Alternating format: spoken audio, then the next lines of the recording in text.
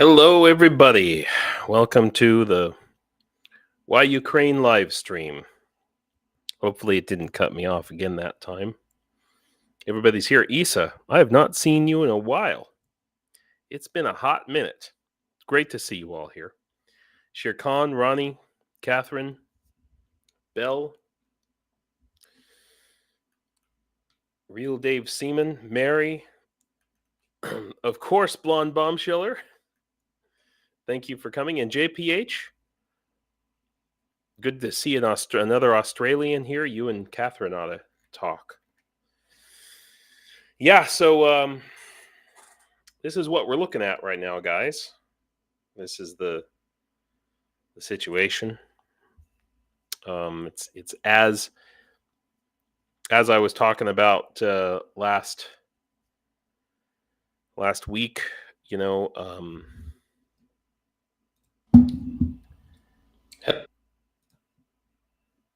there's we've been talking about what's the Russian strategy in the north. Is it just to peel people off? And no, I really think that the strategy is to level Kharkiv and hurt Ukraine economically. I mean, ultimately, that's the purpose of the whole endeavor. Which is awful, but so everything I'm reading says that they're stymied, but as you can see, they're still going for Lipsy, and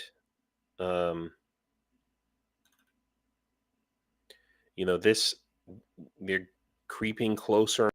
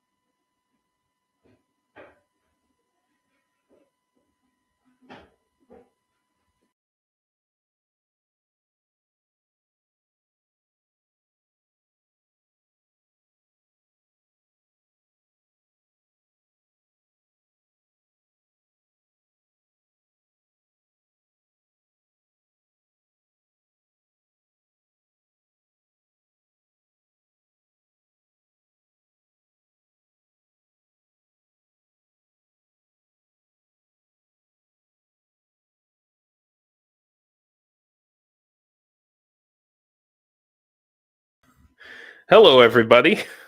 I hope you can all see and hear me now. Internet access is back up. Can everybody let me know if I lost power. The power just went out. So yeah, just in case you thought maybe I wasn't really in Ukraine or something, guess what? It's normal now. It's normal now. Yeah. So thanks. Thank you, everybody. I am back.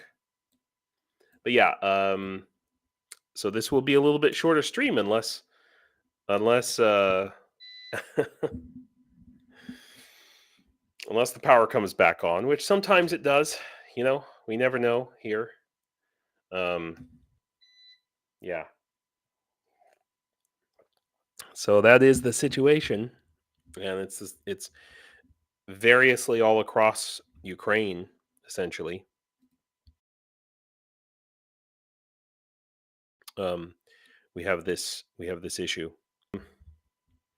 Ukraine is going to have to repair a lot of the damage that was done during the missile strikes over the past 6 months, and here we are. So yeah, um, this was awful. It's horrible. Um, you know, they destroyed a printing press. Dude, buy candles. Thanks, Ronnie. Yeah, we have, as you can see, I have some backup to some extent, to some degree, but it only lasts for so long. Hopefully, that, like I said, hopefully the power will be back on. But yeah, so this type of stuff is happening just every day here, and this is just the life that we live now. Um, that's here we are. Um, so we can talk about the fighting that's going on first, and Pokrovsky and Kurahiv directions. But Pokrovsky, I know, but Kurahiv, I'm not familiar with.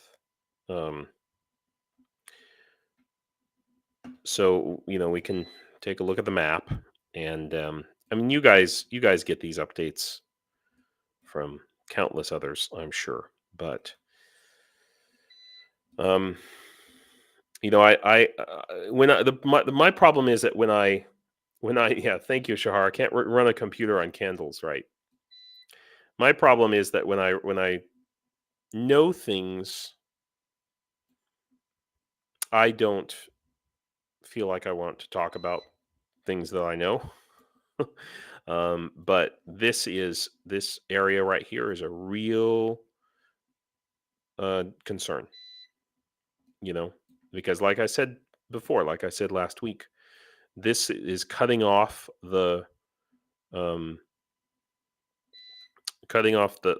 one of the main supply routes to Chasiv Yar.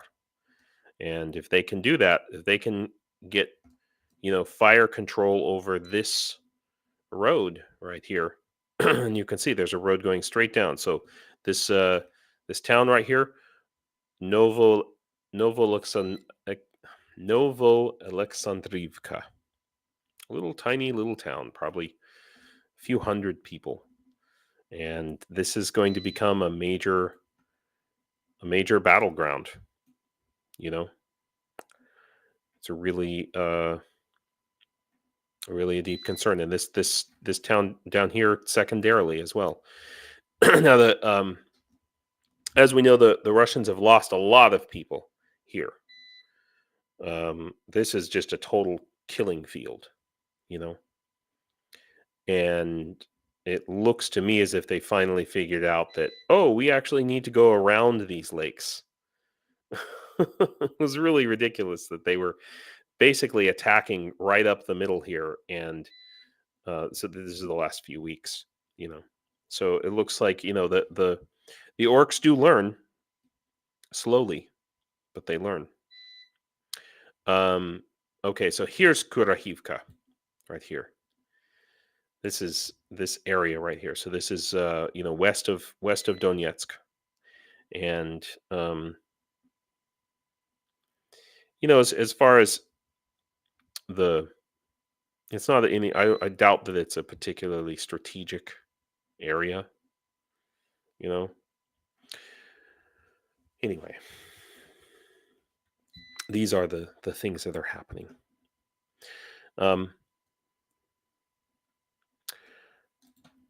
somebody posted this in our Discord, and I'd like to ask all of you to go to this channel, go to this link here.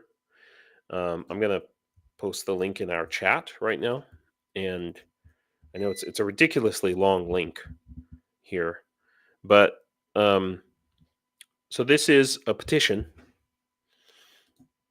Let's see if I can translate it fully to English. There we go. This is a petition to demand that Russia release the names and locations of all the stolen Ukrainian children. And I think that this is just an incredibly important thing. And don't just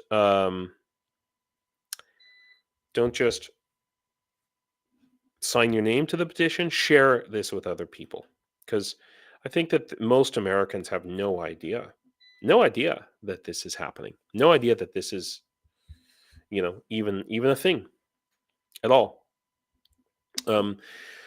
So I want to thank, I can't remember who posted it again, because I missed it the first time, but who posted it to our Discord. But thank you to that person. And yeah, that's great. Thank you, Ronnie, for spamming it on Reddit. I don't go on Reddit. I don't know where these Reddit channels are, unfortunately. I know there's, yeah, maybe I need to learn that.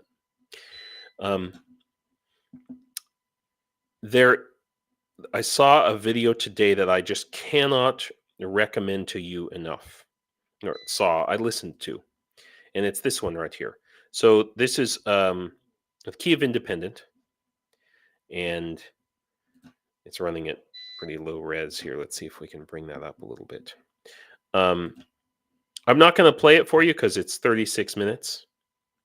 Shirkan, thanks for doing that. It's 36 minutes, and that's a bit long, I guess. But it's just a really fantastic interview talk. So Pyotr Pomerantsev is a British guy who was born in Ukraine but raised in Great Britain, and so he has very much a British view of things. It's an amazing conversation, and I just can't recommend it enough. So I'd like to ask you all to give it a listen. It's not like a super news update. It's kind of sweet and interesting. But what I like about it is both Peter and the interviewer, whose name I don't recall, reveal some very interesting things about Ukraine and about the Ukrainian psyche. Just one little thing that I never really thought about, but Home Alone is by far the most popular Christmas movie here in Ukraine. Which, like, why? Oh, thank you, Blonde. Signed and shared all over as soon as I saw it posted. Thank you. Like, why Home Alone? Why should Home Alone be the most popular? And everybody watches it every year. And I think I've begun to realize that for Ukrainians, the scene for us as Americans, it's sure, Khan, yeah, and that's exactly what Peter was saying. It has to do with the underdog, winning and using clever tools and things, and that was the point that Peter made. But they talk about the Ukrainian culture's relationship with power, versus the Russian one, where the Russian mindset is very state affirming. Like, we want to have a strong state. It's all about that. And Ukrainian mindset is all about avoiding the state as much as possible. But that's not what struck me. What struck me is that Home Alone is about, for Ukrainians, it's about the 1990s. It's for them, I realized it's the experience of the 1990s with literal, as they call them, bandits, but like basically thieves coming to your home and breaking down your door and just stealing everything with you there or not. Um, Door companies, like businesses that sell doors, are extremely popular here. And we don't really think about our front door very much. Maybe if you live in a really, you know, crime ridden part of the city.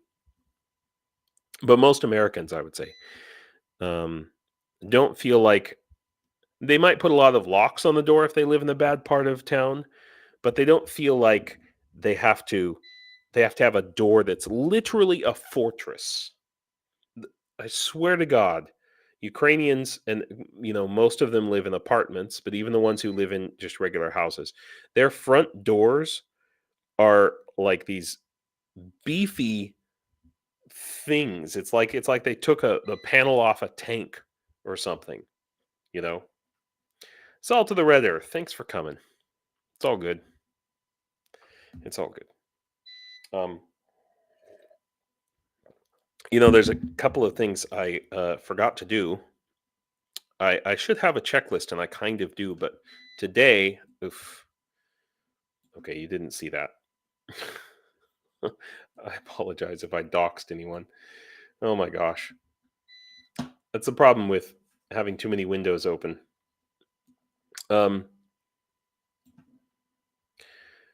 Interesting. Real Dave Seaman. 2 apartments right above me had their door kicked in 3 weeks ago. I regularly think about my door now. Yeah. um, that's very interesting. Ronnie and Real Dave Seaman, you guys are so close to each other in different experiences. Yeah, to me, the 1990s was the birth of the modern Ukrainian identity as a true independent nation, apart from the Soviet idea. A lot of Ukrainians might agree with you. In fact, they would most certainly agree with you. You know. So while we're here, I'm going to put this. I failed. I just failed today to get everything set up the way that I should have. Normally, you guys don't see all my terrible icons, but I want to just put this up here. So let's talk about the drone raffle. So I think I have my math right, because I have to add from both Buy Me a Coffee and PayPal. But I did the math, and we are sitting at $471.68. So, so yeah, that's where we're at. I would love to be able to buy a drone this weekend, and I would love to be able to hold our raffle on the next live stream on Saturday. So if any of you guys want to contribute another $30, what is that? Six more raffle tickets, then we will get there. I believe we can do it. Yeah. So that's the math part for today. But yeah, talking about this particular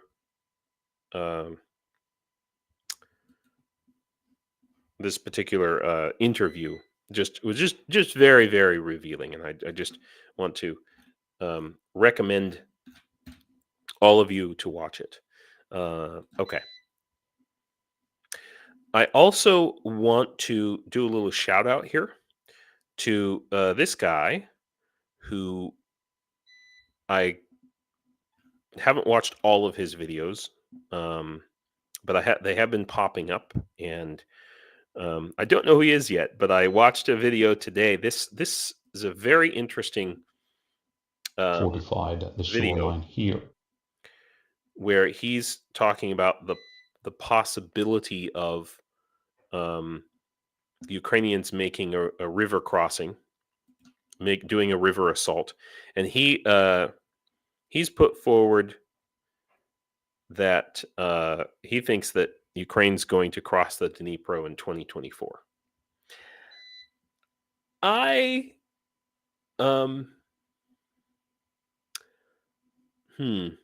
I don't think so.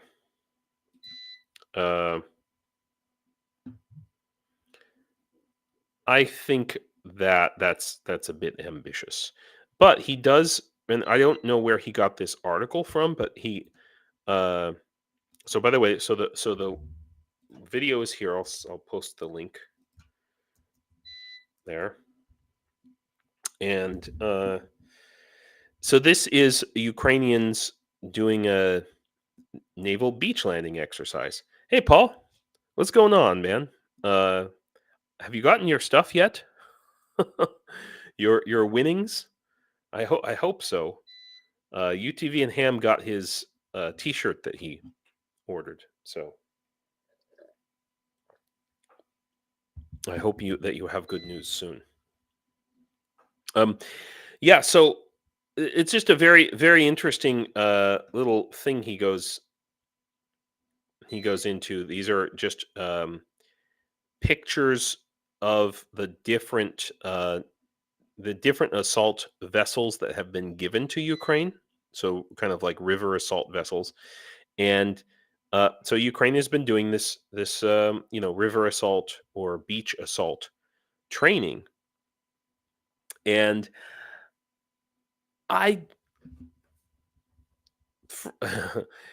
that's awesome. UTV and Ham, he's gonna frame the T-shirt. You should wear it at least once. Just wear it once and take a selfie.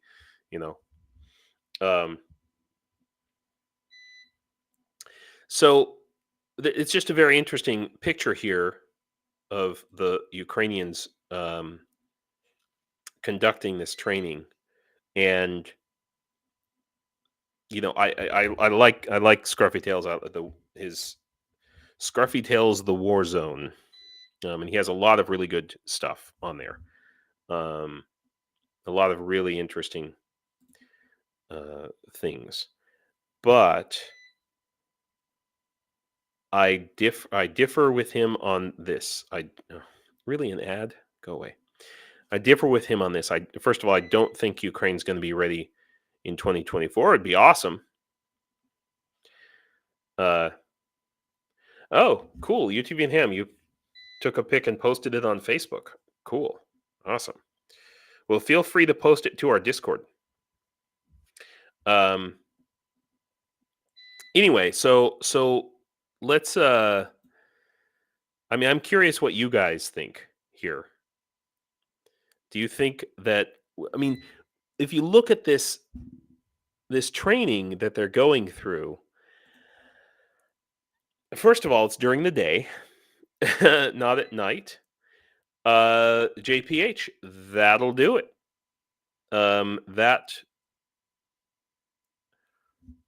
Oh, wait a minute. You know what? One little problem. I haven't been adding. I just realized I haven't been adding. You guys, oh my gosh. I didn't add the contributions that you guys have made on YouTube, because I was adding Buy Me a Coffee and PayPal, but not not YouTube contributions. So I'm going to have to go back through all of your YouTube contributions, because I know some of you may have now YouTube does take a big chunk out, like 20%, 20 or 30%.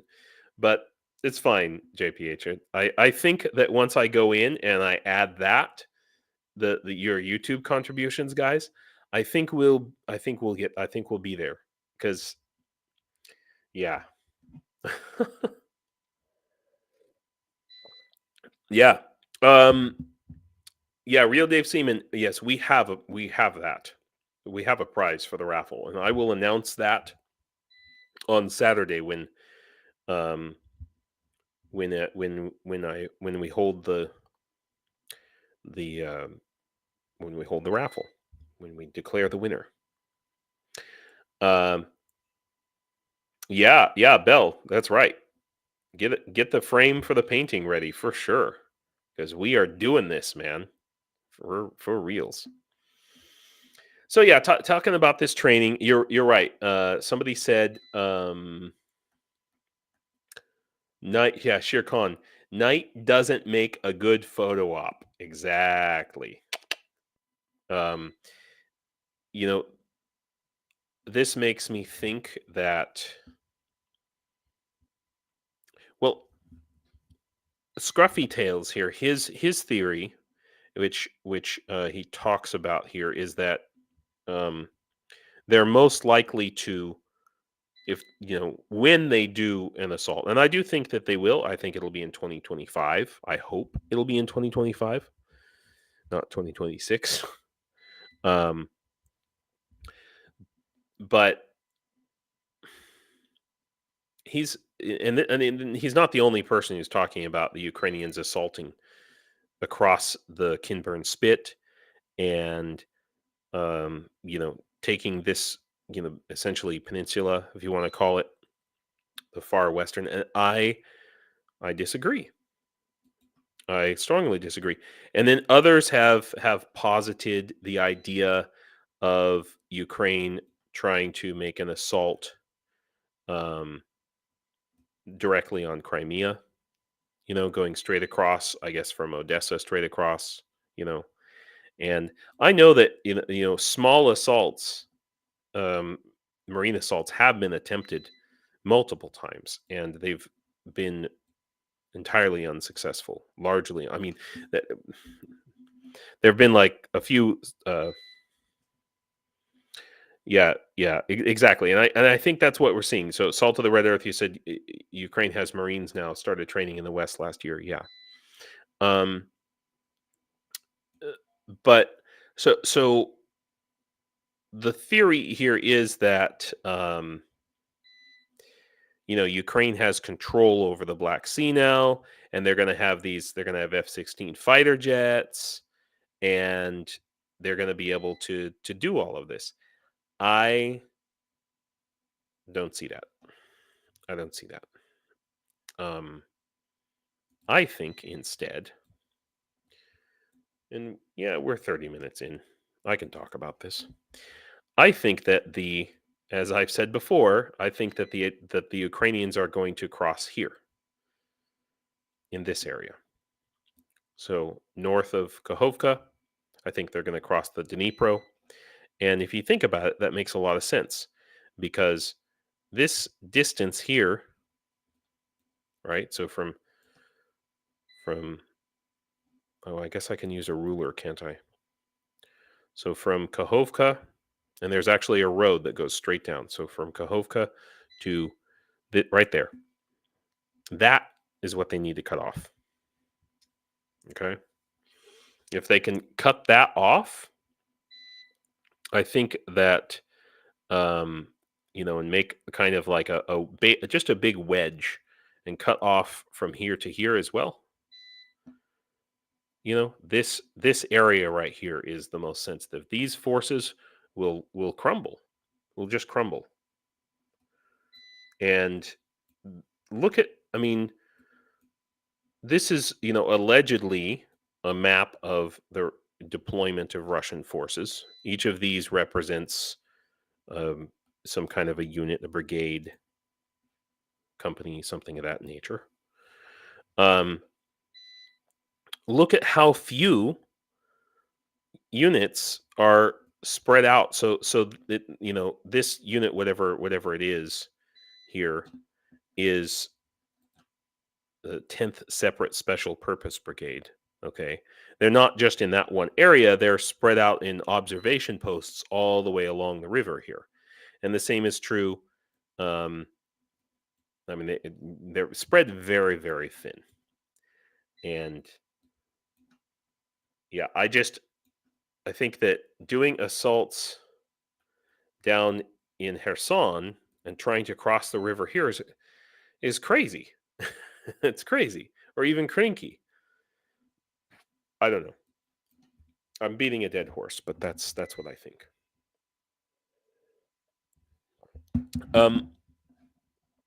Okay, so moving on. I want to talk a little bit about what's going on in Ukraine, because, of course, one last thing I will say about this. I assume everyone has seen the Sea Babies firing grad rockets. Yeah. Sea Baby grad rocket. Yeah. So this is the new big thing, and this one is firing rockets from a trailer, but we have. Oh, thank you, Real Dave Seaman. $20 for the next raffle. Air Force Y. Woo! Awesome. This so this is obviously, this is like a test firing, but Suchomimus, who I will just bring up right here. Suchomimus, pretty good channel, and oh yeah, here we go. So he has video, free commercial for these guys. He has video of one of these sea babies actually getting used, and here it is. You can't really see much, but there it is, actually getting used on the water. So that's what that is picture of. So they're actually actively being used, and I think that that's really gonna be an important piece. Yes, Catherine, buy me a coffee works. I was able to verify that. Yeah. So, oh, and by the way, apparently, this is ridiculous, but apparently, Shopify took the hold off of my site here. If you could believe it. So, it's I literally just discovered that yesterday. So I haven't gone in there to make sure everything is working yet, but I don't know if I'm going to continue to use Shopify for anything after what they did. So, but I'm going to go in there and clear out the money that's there. And if any of that if any of you already purchased raffle tickets for the second drone raffle, I will add them in there. Paul, you say there's better footage of that video? Yeah. Oh, I believe you. Bell, I never reason was for the hold, no. Other than that it was a routine security check. That's all. Yeah. So maybe if I dig through my emails, I haven't had a chance. Maybe they sent me an email on I have 2 different emails with them that I use. Or maybe if I go onto Shopify and check somewhere, some notifications, maybe I'll find out. I'll work on that tomorrow. But yeah, I'm glad to know that there is better video. I don't want to show it here because YouTube will ban me or something. But it's fair to know. I think that this is all, the pieces are coming together. The pieces are coming together for Ukraine to be able to take this. Are any of you in Norway or Sweden? I don't know about, and Ronnie and Real Dave Seaman. I have noticed that in the fall, in Norway and Sweden, and I don't know, maybe in the Low Countries as well. Boats go on sale really, really, really cheap. Really cheap. I think it would be cool. I'm talking like 27-foot yachts. Nope, I'm a half Norwegian who never goes to Norway.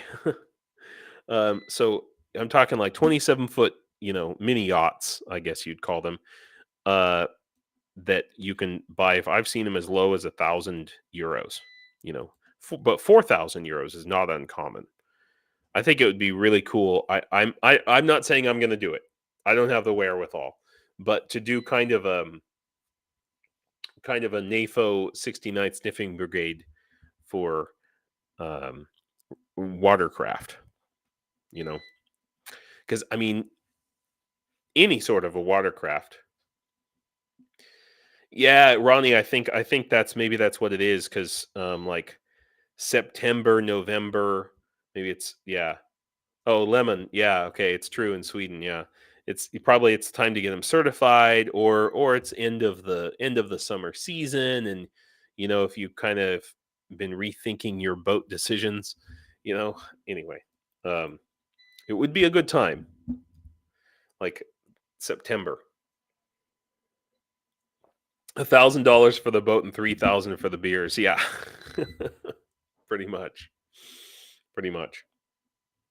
Okay, so but I have enough on my plate right now. We'll burn that bridge when we come to it. Okay, so let's talk a little bit about what's going on in Ukraine, and um, this is not the article that I want. Article that I want is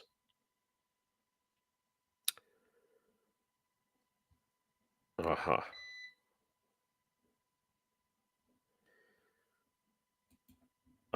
Yeah. Here we go. So, talking about, just a kind of debates that are happening here in the Ukrainian society, and this is just an amazingly telling picture, I think. I mean, it just says everything, I think. Now you might look at this guy with the ugly sort of, I don't know what you call that face. That's a typical Ukrainian face that you see when you're walking down the street. I'm sorry to say. Smiling is, especially if they are older, Soviet Union raised. Yeah, smiling, not a thing that people do. Younger people, yes, but probably not on the street. So, but you can just imagine, walking down the street and having, a prosthetic arm. So the discussion here is about how to deal with people, how to integrate people back into society after they've left, and you have to understand the stigma that has existed, that frankly is just, it's a holdover from World War II, going all the way back that far. That the veterans coming home, they go to the army and they come back violent alcoholics, and so there's potentially a real stigma that these soldiers face coming back, where people will assume that that's what they are, and they may not be able to get jobs. So I mean, it sounds crazy that this has to be said here, but he says, I've already encountered candidates who have returned from the front to a peaceful life, and that, for a lot of Ukrainians, that's a hard thing to believe. Um, Ronnie, yeah, I'm on a UPC right now, exactly this moment. So hopefully it will last enough for today. So it's just this is a conversation that um, is going on. I had a long conversation with a couple of Ukrainians, well, several Ukrainians this week about Ukrainian men and about mobilization. And some of them are perfectly fine with getting mobilized. They're not actively going out and seeking it, but they realize that it's a thing. Others are just in a total panic, and bitching and moaning and whining about it. And I mean, arguably uh, some of their complaints are valid in the sense that, well, like one was saying, so his friend, high level full stack programmer, okay, uh, making good money, probably in Ukraine, I would guess probably $2,000 to $3,000 a month, something like that, which doesn't sound like a lot for a full stack programmer in America for sure, but in Ukraine, that's good money. He was drafted into the army. They put him into. He's basically a desk jockey. And he's trying to get transferred out. Trying to get transferred to do something else, but he's a desk jockey, literally doing physical paperwork, like filling out documents with a pencil, and meaningless, just mindless, meaningless work. And if you are not working on the front line, now this may have changed recently, okay? But if you're not active on the front line, then base pay is $500 a month. If you are fighting on the front line, then you might be making $3,000 a month. So it's like the guy's like, what a freaking waste, what a terrible waste of my time. I can't live in, so you can't live in Kiev. Certainly if he was living on $2,000 or $3,000 a month before, and now he has to go down to $500 a month in Kiev. No, I mean $500 is, I'm going to say, like average income in Ukraine. $500 a month. You can live on five. I mean, I can live on $500 a month very comfortably here in a little village where I pay no rent.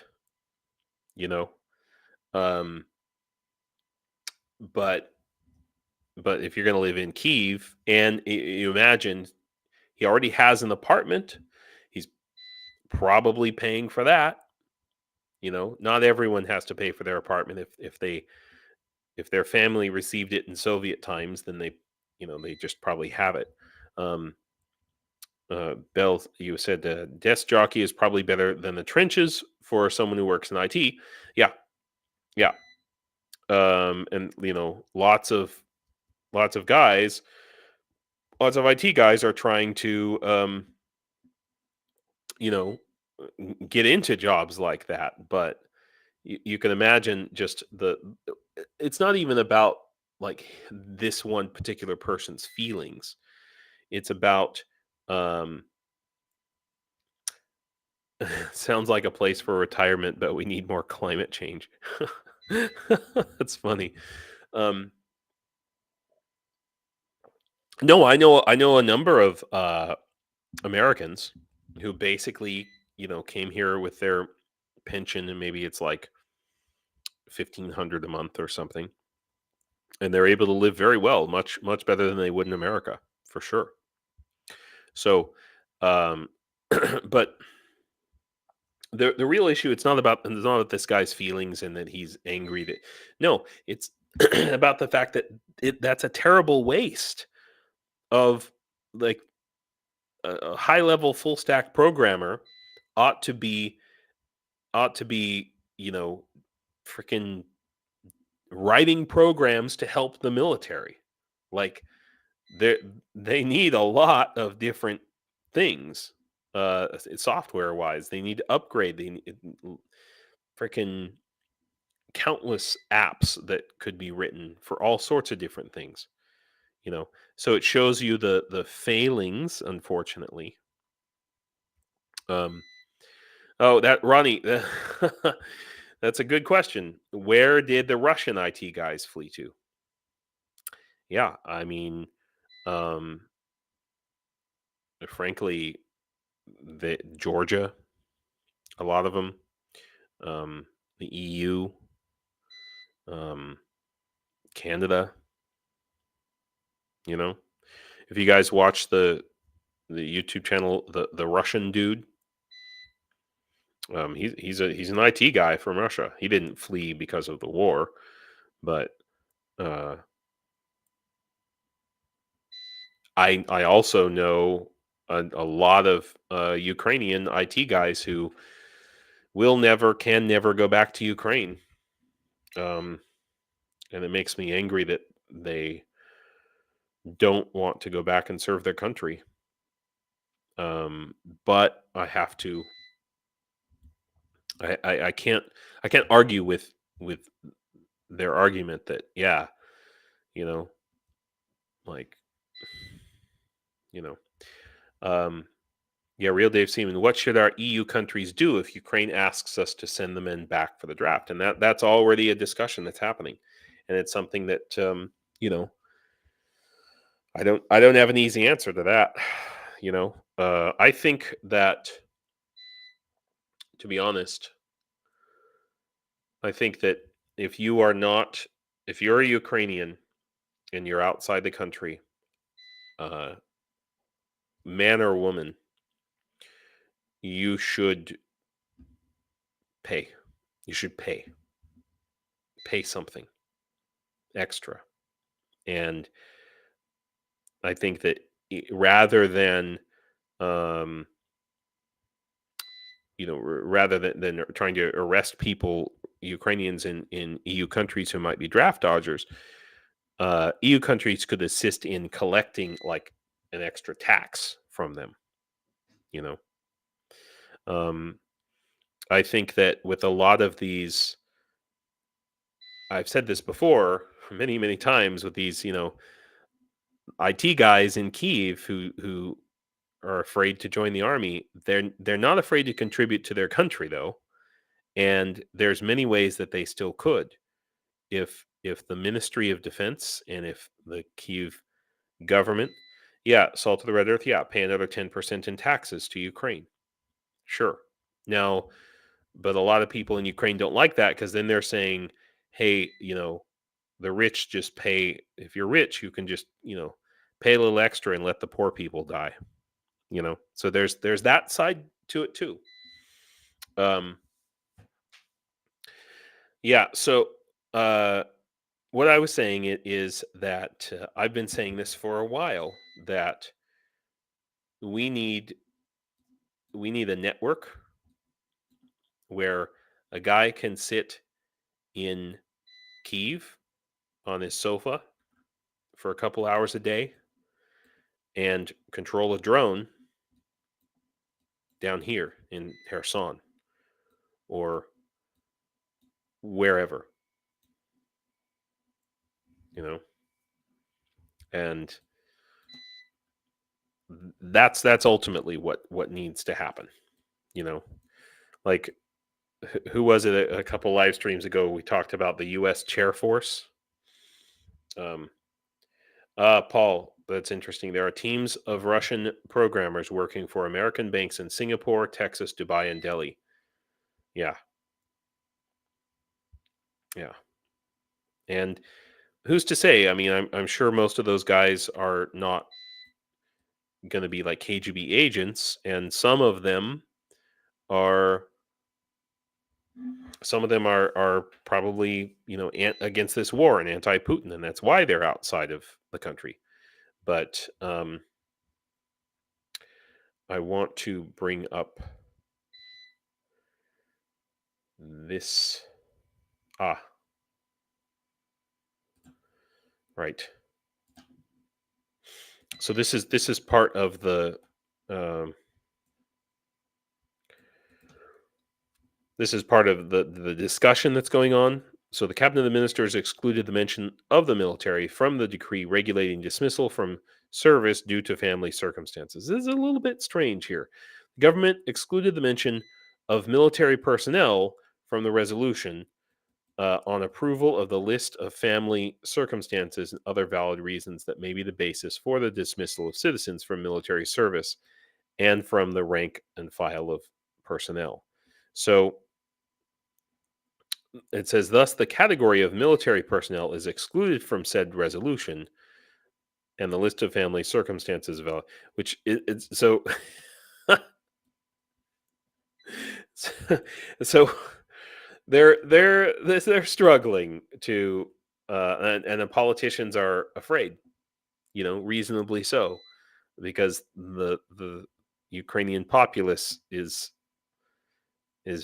quite strident about this. Lemon, here we go. Here's a plan for you American guys. Buy a Swedish big boat for $1,000, then take the boat to Ukraine and live on the boat in Odessa, Ukraine. Best life. Yeah. Honestly, before I came to Ukraine, I was living in Sweden, and I seriously considered doing exactly that in 2019. Absolutely. Instead, I took a plane, but I thought about it. But yeah, so I want to bring this up. This is just a shocker. Okay. I did not know about this. The rocket launcher at the Davydov training ground was sentenced to 15 years in prison. Now, what is this? Okay. When they're talking about this here, this missile strike, which killed more than 60 people, the people it killed, the people that it killed were mostly members of the International Legion. So this guy, Alexander Kostorny, he lives in Lviv, or lived in Lviv, okay, and he helped the Russian military. So he was an ex-KGB agent, a former employee of the KGB of the USSR. And, he was Ukrainian, but, this is...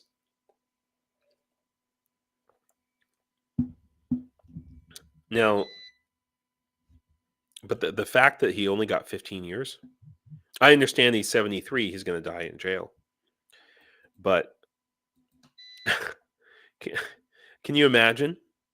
Can you imagine? Like, so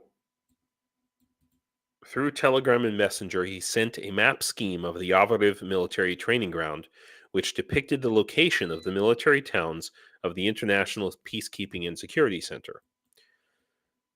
This is the area where I went and did my training in the International Legion. And so in the first, I want to say it was in March of, there, right here it says, March of 2022. Okay. 30 rockets, more than 60 people died, and 160 were injured. And as we know, as many have said, everybody who wasn't injured, a lot of guys just, we're talking about members of the International Legion, they just left. They just disappeared. They just GTFO, this was a major, major strike against Ukraine on many, many levels, because I think that the International Legion would have, arguably the guys who were there, a lot of people said they were all pretty much worthless anyway, and they didn't have a training system set up. And the whole reason that they were able to target these guys and knew that they were there is because they were all using their foreign SIM cards. And this is what I was told when I was in the Legion, of course. But yeah, 15 years does not sound like enough.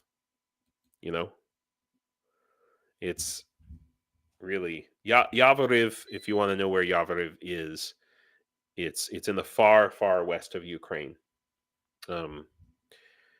Pretty close to the border, and it's well known as it's a massive training ground. It's one of the biggest training areas for the Ukrainian military in general, just in general. But the fact that they had a direct hit on the main barracks of the International Legion, yeah, it's bad. It's really bad. So, what can I say? I don't know. I don't know what to say about it. Another, this is quite an interesting. This is a real interesting one.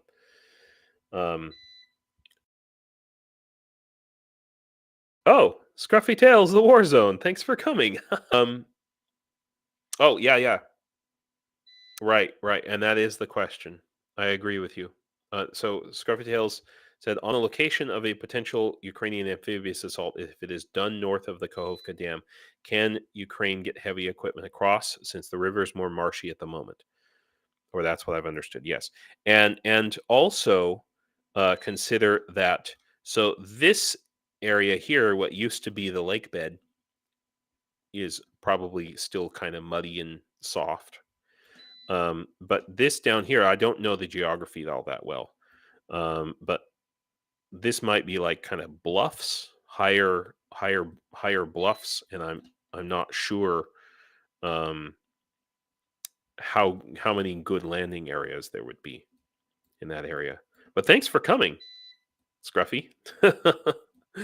Thank you very much. You guys should all go check out his channel because he has some really good stuff on there. So yeah, awesome. How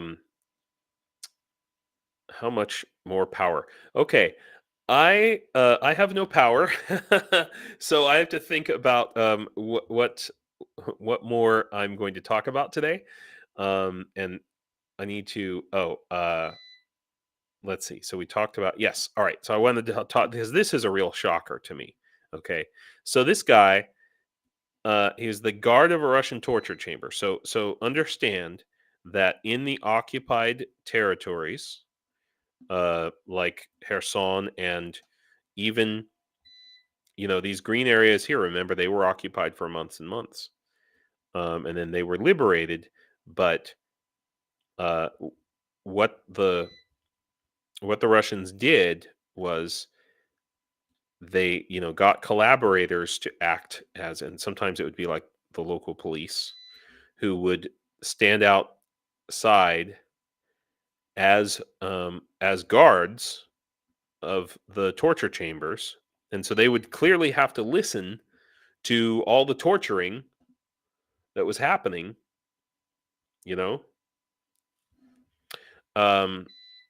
Can you imagine that? Just the gall, the disgusting. Anyway, so this guy, his solution was to join the Ukrainian army. Like, I just feel like, I don't know. What do you guys think? I mean, okay, I hope that it's inconceivable to you that that you would be this person. But if you were, is that what you would do? Is that the best idea? After the liberation of the right bank Kherson regions, yeah, it's exactly what I thought. That region, the collaborator hid for some time and later mobilized into the Ukrainian army, where he hoped to avoid justice. Man, I just can you imagine? And here again, The perpetrator is in custody. He faces up to 15 years in prison. Apparently, Ukraine must have a law that you can't be sentenced to more than 15 years. Uh, it's hard for me. It's hard. Sure. Can you imagine though being in your in a unit with some guy and fighting alongside him or whatever, training with him, doing all that stuff, and then finding out that he was, the guard of the torture chambers and he had been helping the Russians? That's freaking awful, It's freaking awful. So,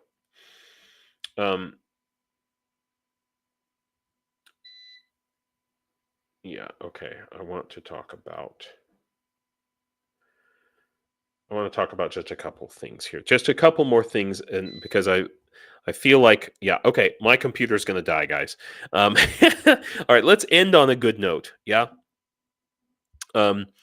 So more than 70% of EU citizens support sanctions against Russia and strengthening the bloc's military potential. 6 out of 10 respondents approve granting the country the status of a candidate for the EU. So that's a good thing. Yeah, Scruffy, about getting tanks across. Yeah, it's a thing. I mean, my theory is, without knowledge. Okay, sorry to go back to the subject, but my theory is that after you know we're getting close to 2 years of war, and 2 years since this lake has been drained. I think that there are going to be some parts of this, and I've been looking at maps. People have been sending me pictures and stuff. There are some parts of this former lake that are now dry enough. I don't think it's all marshes. That's the point I'm trying to make, and it's also why I don't think it can happen down here south of the Kakhovka Dam, because of so many freaking marshes, for exactly that reason. I mean, maybe there's some very limited areas, and also just because of the fact that the Russians have all their forces there. Hovercraft, yeah, but how many hovercraft does Ukraine have? Okay, so anyway, all right, let me just go back before my computer dies, because I just want to talk about this. This is a great thing. I've been really concerned about this. I've been concerned about the EU elections coming up, and also, I want to I meant to talk about this, Mike Johnson. All right, Ukraine, and just how much the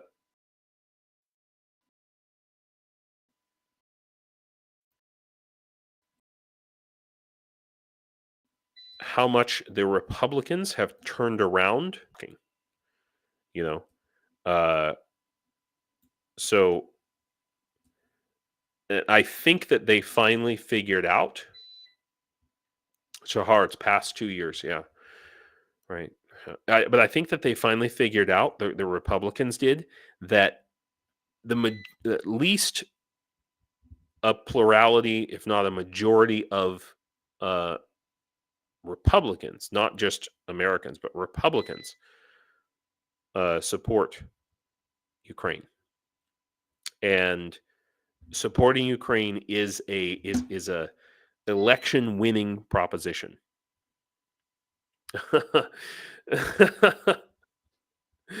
Catherine, you're wide awake now. Okay, yeah, but if I switch to Power Saver, I think it's too late now, guys. I'm down to 30%. So yeah, but I'm encouraged. I'm feeling good about this. I was gloom and doom even a month ago, certainly 2 months ago. So, and I mean, I have to credit that Republicans, yeah, MAGA, fuck MAGA. MAGA's a different story, exactly correct. But this this is a good thing, is what I will say about it. So I think I want to end on that, guys. I will be back on Saturday. And we will hold our drone raffle lottery, and somebody is going to win this amazing flag and a bunch of other cool stuff, plus Bell's amazing painting. And yeah, Real Dave Seaman was mentioning for our next drone raffle, we should raffle one of these flags. And I'm not sure which one it's going to be. Maybe this one. Maybe this one. One of these two behind me, I think. Yeah. So, do we need to be there for the raffle draw? No, you do not. No, Catherine, you don't. But let's see. I have hope that if Trump is elected, the military might be able to change his mind on support for Ukraine. Yeah, I don't want to risk that proposition. I can tell you that. Oh, Leslie, I'm sorry. I'm just leaving. My power is dying. Oh, cool. Hey, Cheryl, thanks for coming. I'm sorry. I have to end my stream now because I have no power. But I want to thank you all for coming, and I will see you all on Saturday. And hopefully I will get power at that time. Oh, one last thing, if I have time. One last thing I think I'm going to start doing very short live streams. I'm talking like 10 or 15 minutes. Okay. Basically just be like a daily update where I talk about like maybe like one little news article. Thanks for coming, Scruffy. Good to see you. Yeah, see you guys Saturday, Aussie T. Good deal. Thanks everybody for coming. So don't be surprised if you see a little live stream pop up like next week or tomorrow even that's like 10 minutes long, and you'll be like, "Oh my god, I'm missing James's live stream." No. I'm just going to start doing little short 10-minute deals, I think. So Mr. Squiggle, yes, and it's powering my second monitor right now. And I have power, but it's limited, so I have to be careful. It's okay, Manu. I'm sorry you're late, but yeah, Lauren, it's going to be like daily updates. Exactly. For people who don't like watching, who don't have the time for a 1 hour or 2 hour live stream, you know what I mean? Oh, Rick went off schedule today. He is usually on Wednesdays. Damn it! I'm trying to avoid conflicting my time with him. Okay, guys. Anyway, yeah. Thank you all for coming. Slava Ukraine, and